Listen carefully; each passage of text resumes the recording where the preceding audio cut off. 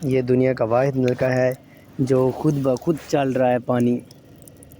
तो अदनान भाई, आप बताना चाहेंगे इस नलके का राज क्या है और ये कौन सी जगह है? ये भाईजान ये अरबी दरबार है। अच्छा, तो भाई ये कैसा नलका है? हाँ, एक दफा इसको चलाओ ना। नहीं, जरूरत ही नहीं है। अच्छा, अस्सलाम वालेकुम गाइस। तो ये देखें आप, ये दुनिया का वाहिद नलका है जो खुद ब खुद चल रहा है पानी।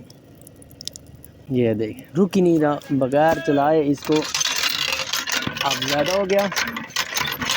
ये देखें, ये स्टॉप बिल्कुल स्टॉप नहीं होता, इतना बिल्कुल चलता ही रहता है। ये देखें, ये इसी स्पीड में लगातार चलता रहेगा। इस नलके का आप वाटर लेवल चेक करें।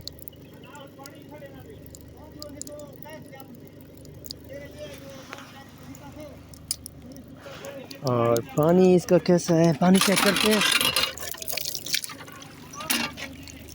पानी भी मीठा ही है।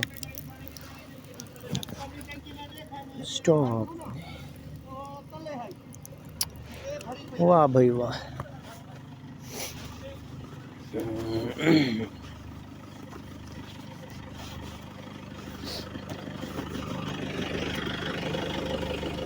प्यारे खान, नलके की कुदरत तो अच्छी है, खुद ब खुद चल रहा है। मज़े हैं भाई, यहाँ पे चलाने की ज़रूरत ही नहीं नलके को। हाँ,